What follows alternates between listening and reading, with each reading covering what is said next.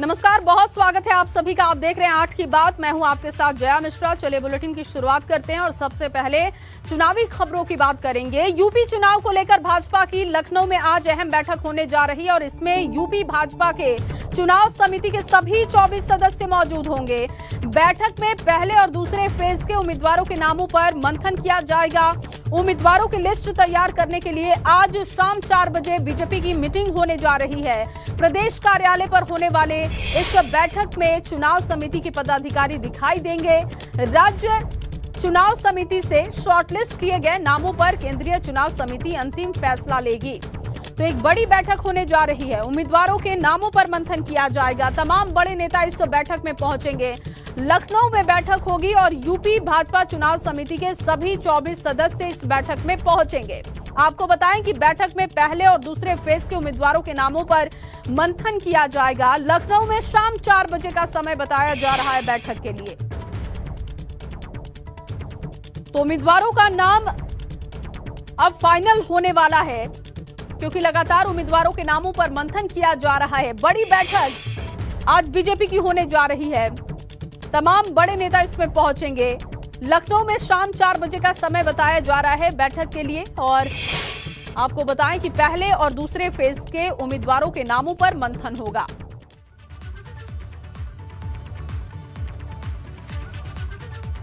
तो भाजपा का महामंथन आज होने जा रहा है शाम 4 बजे। बैठक में कौन कौन शामिल होंगे ये भी जान लेते हैं। ग्राफिक्स के जरिए अब आपको जानकारी देते हैं कि इस बैठक में कौन कौन पहुंचेगा।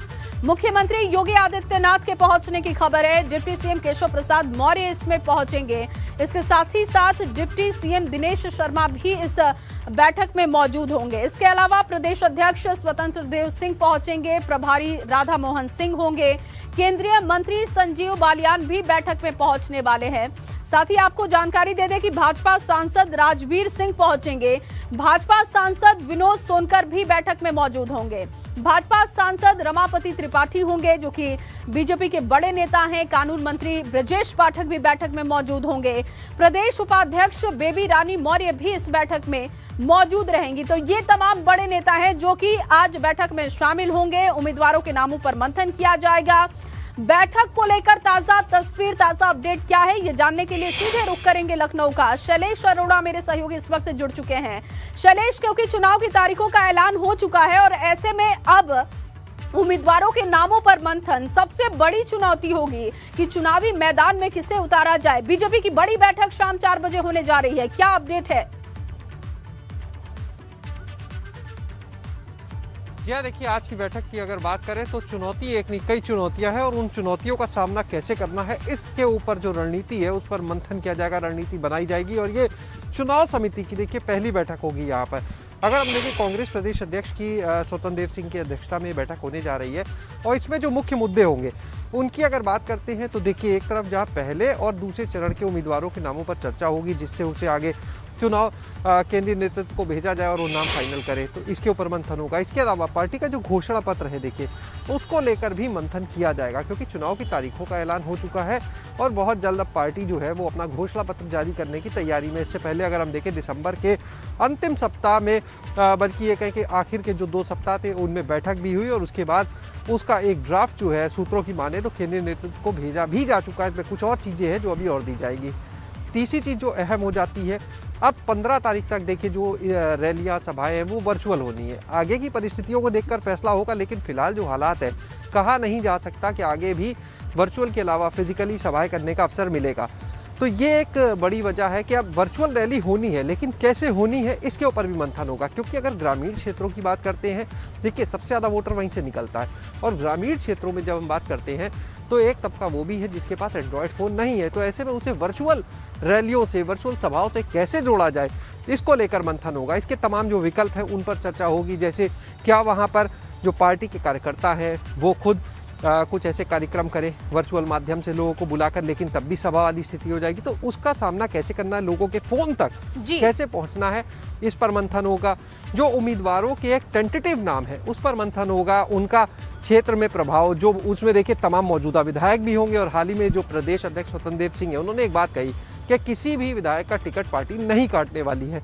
तो ऐसे में दूसरे दलों के भी देखिए तमाम लोग आए हैं। अब अगर मान लीजिए ऐसी कोई सीट है जहां पर एक मौजूदा विधायक भी है और दूसरी तरफ आप देखिए दूसरे दल से किसी को लेकर आए हैं, तो उसको भी किस तरह से एडजस्ट करना है, इन चीज़ों पर मंथन किया जाएगा। तो कुल मिलाकर चाहे घोषणा पत्र की बात हो, चाहे वर्चुअल सभाओं की रैलियों की तैयारी की रणनीति हो, या फिर बात हो नामों के चयन की, ये काफ़ी अहम होगा जिस पर आज मंथन किया जाएगा। खुद मुख्यमंत्री, दोनों डिप्टी सीएम, कैबिनेट मंत्री ब्रिजेश पाठक, बेबी रानी मौर्य जो राष्ट्रीय उपाध्यक्ष भी हैं, इसके अलावा संजीव बालियान, तमाम लोग यहाँ पर मौजूद रहेंगे। कुछ सदस्य ऐसे भी हैं देखिए जो वर्चुअली जुड़ेंगे। जैसे बात करें अगर संगठन महामंत्री सुनील बंसल जो हैं वो उनके वर्चुअली जुड़ने की बात है। प्रदेश प्रभारी राधा मोहन सिंह का भी जो स्वास्थ्य है वो बहुत ठीक नहीं बताया जा रहा है, ऐसे में संभव है कि वो भी वर्चुअली इस बैठक में जुड़ेंगे। इसके अलावा कुछ और सदस्य होंगे क्योंकि कोरोना काल है, कुछ ऐसे सदस्य हैं जो या तो कोरोना की चपेट में है या लक्षण है, तो वो लोग भी वर्चुअली इस बैठक में शामिल होंगे। काफ़ी अहम हो जाती है 4 बजे से होने वाली ये बैठक। कितनी लंबी चलेगी फिलहाल नहीं कहा जा सकता क्योंकि मुद्दे बहुत सारे हैं, मंथन बहुत लंबा होना है। जाहिर सी आप भी बात नजर बना के रखिए, चलेगी। शाम 4 बजे ये बैठक शुरू होगी और जैसा कि आप भी जिक्र कर रहे हैं कि ये मंथन कितनी देर का होगा ये बताना इस वक्त बहुत मुश्किल है, लेकिन आप नजर बना के रखिए, आगे आपसे अपडेट लेंगे। फिलहाल के लिए आपका बहुत शुक्रिया तमाम जानकारी। और अब सवाल कि क्या हाथ का साथ छोड़ेंगे इमरान, क्योंकि यूपी चुनाव की तारीखों के ऐलान के बाद से दल बदल भी तेज दिखाई देता है। सपा एक बार फिर से कांग्रेस को बड़ा झटका देने की तैयारी में है। दरअसल कांग्रेस सचिव इमरान मसूद आज अपने करीबियों और समर्थकों के साथ बैठक करने जा रहे हैं और उनसे बात करने के बाद सपा में जाने का वो फाइनल फैसला लेने वाले हैं। एबीपी गंगा से बातचीत में इमरान मसूद ने साफ कर दिया है कि वो सपा का दामन थामने जा रहे हैं। उन्होंने कहा कि वो अपने समर्थकों से बात कर सपा में शामिल होंगे, इसका फैसला लेंगे और माना जा रहा है कि आज कांग्रेस को बड़ा झटका लग सकता है।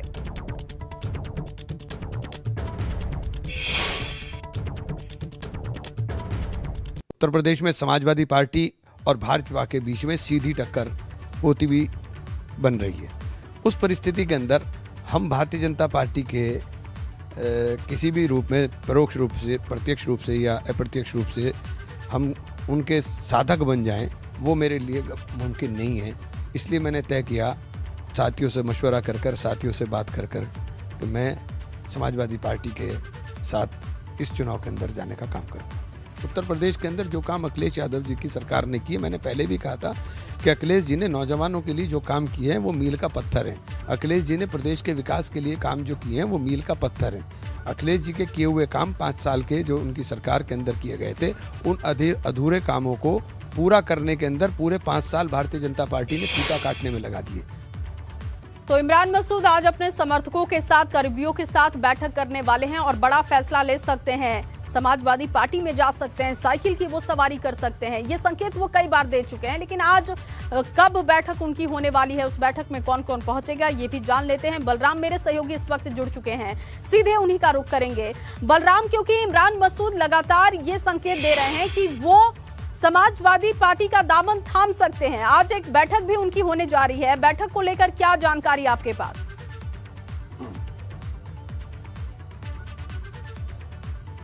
देखिए जया, इमरान मसूद ने एबीपी गंगा से बातचीत के दौरान साफ कर दिया था कि वो अब कांग्रेस का दामन छोड़ेंगे और साइकिल पर सवार होंगे।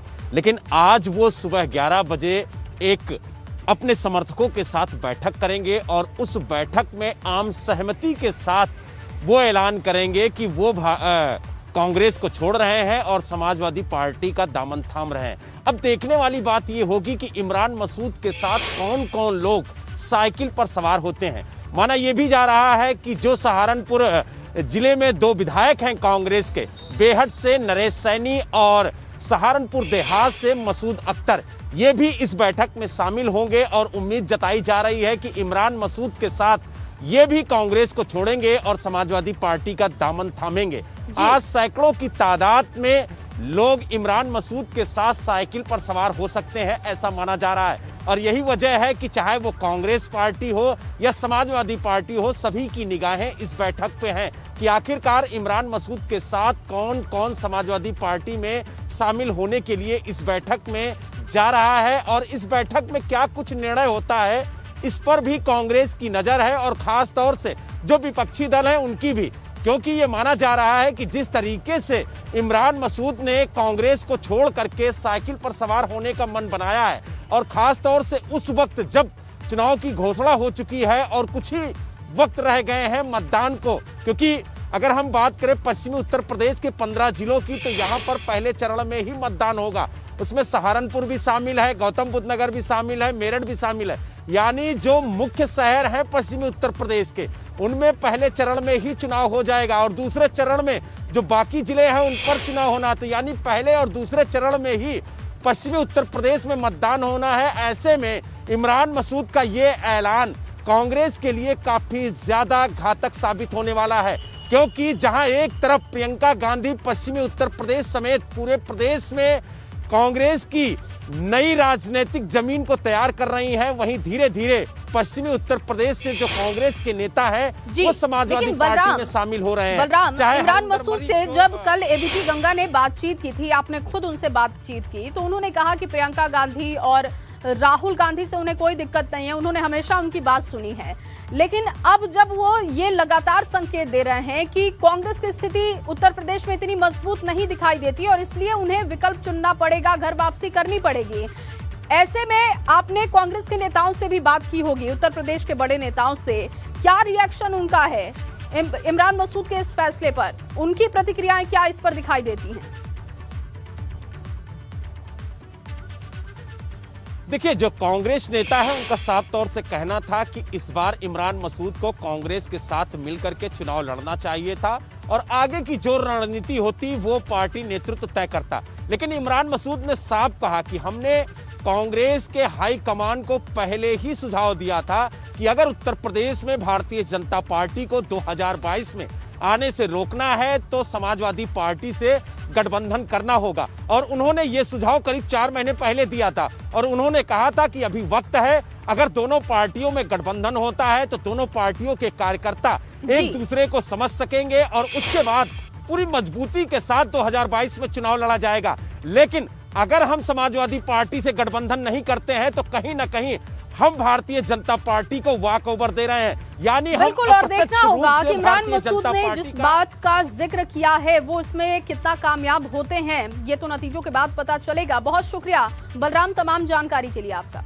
चुनाव की तारीखों के ऐलान के साथ ही अब जोड़ तोड़ और गठजोड़ की सियासत तेज हो चुकी है। सिर्फ इमरान मसूद ही नहीं बल्कि अखिलेश यादव ने कांग्रेस को ट्रिपल अटैक देने की तैयारी भी कर ली है। सूत्रों के हवाले से मिली खबर पर गौर करें तो कांग्रेस विधायक नरेश सैनी भी सपा में शामिल हो सकते हैं। आपको बता दें कि नरेश सैनी सहारनपुर के बेहद विधानसभा सीट से विधायक हैं और माना जा रहा है कि सहारनपुर देहात सीट से विधायक मसूद अख्तर भी सपा में शामिल हो सकते हैं। साइकिल पर सवार होने की वो तैयारी कर चुके हैं, इस बात की जानकारी है। कांग्रेस को ट्रिपल अटैक देने की तैयारी समाजवादी पार्टी ने कर ली है। उम्मीद की जा रही है कि सोमवार से दोनों विधायकों के साथ इमरान मसूद भी सपा की साइकिल की सवारी कर सकते हैं, ये खबर है। और अगर ऐसा होता है तो ये कांग्रेस के लिए बड़ा झटका होगा, क्योंकि चुनाव की तारीखों का ऐलान हो चुका है। उत्तर प्रदेश में जो ग्राउंड पर स्थिति है, भले ही कांग्रेस के बड़े नेता ये दावा कर रहे हैं कि उनकी स्थिति बहुत मजबूत है, लेकिन ग्राउंड से मिली रिपोर्ट ये बताती है कि कांग्रेस की स्थिति कुछ खास नहीं है। और ऐसे में वो नेता जो अच्छा कद रखते हैं, जिन्होंने सक्रियता अपनी दिखाई है 5 सालों में, अगर वो भी पार्टी का दामन छोड़ते हैं तो ये कांग्रेस के लिए बड़ा झटका होगा। साइकिल की सवारी की तैयारी हो रही है। मसूद अख्तर का सियासी सफर क्या है वो भी हम आपको बता रहे हैं। 2017 में पहली बार विधायक बने थे मसूद अख्तर और 2017 में बसपा के गढ़ में सिंधमारी उन्होंने की थी। तो सहारनपुर जिले की सभी 7 सीटों पर 14 फरवरी को मतदान है। अगर यहां पिछले चुनाव की बात की जाए तो 2017 में भाजपा को जिले में 4 सीटों पर जीत हासिल हुई थी। 2017 में कांग्रेस को जिले की 2 सीटों पर जीत हासिल हुई थी। 2017 की बात की जाए तो सहारनपुर जिले में सपा को 1 सीट पर जीत हासिल हुई थी। 2017 में बेहट सीट पर कांग्रेस के नरेश सैनी ने जीत हासिल की थी। और जानकारी है कि अब नरेश सैनी समाजवादी पार्टी का दामन थामने जा रहे हैं। आधिकारिक तौर पर आज इसकी पुष्टि भी हो जाएगी। 2017 में नकुड सीट पर भाजपा के डॉक्टर धर्म सिंह सैनी ने जीत हासिल की थी। तो सहारनपुर जिले की 7 सीटें और उस पर क्या समीकरण रहे उसकी जानकारी हम आपको दे रहे हैं। 2017 में सहारनपुर नगर सीट पर सपा के संजय गर्ग की जीत हुई थी। वहीं सहारनपुर देहात की बात की जाए तो 2017 में कांग्रेस के मसूद अख्तर ने यहां पर जीत हासिल की थी। वहीं देवबंद सीट पर भाजपा के ब्रिजेश सिंह ने जीत हासिल की थी। बड़ी जानकारी आपको दे, दिल्ली पहुंचे सपा अध्यक्ष अखिलेश यादव और आज जयंत चौधरी से वो मुलाकात करेंगे। आज फिर से सीट शेयरिंग पर दोनों का मंथन होगा। ज्यादातर सीटों पर सहमति बन चुकी है, इस बात की जानकारी है। कुछ सीटों को लेकर अब तक बात नहीं बन पाई है दोनों नेताओं के बीच में।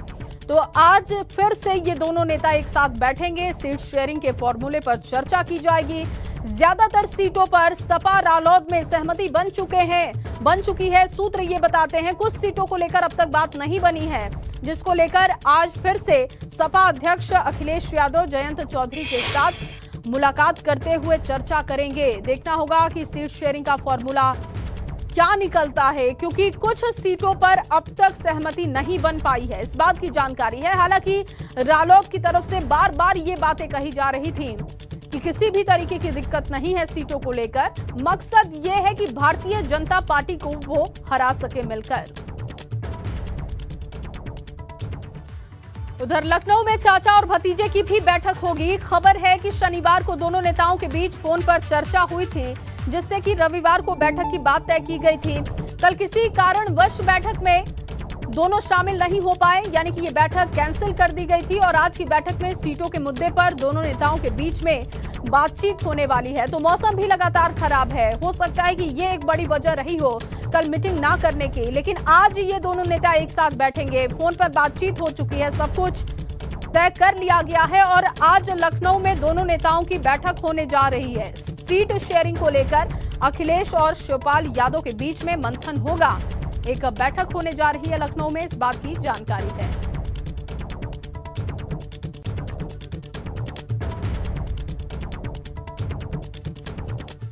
दरअसल कुछ वक्त पहले ही चाचा भतीजे के बीच गठबंधन का ऐलान हुआ है और अब सपा प्रसपा मिलकर चुनाव लड़ रही है। शिवपाल यादव की माने तो अखिलेश के साथ सीटों को लेकर कोई झगड़ा नहीं है और अब अखिलेश को वो नेता मान चुके हैं। कई बार शिवपाल यादव ये कह चुके हैं कि अखिलेश यादव उनके नेता हैं और आज बैठक होने जा रही है। चाचा भतीजे के बीच में सीट शेयरिंग को लेकर क्या फॉर्मूला निकलता है, ये देखना होगा।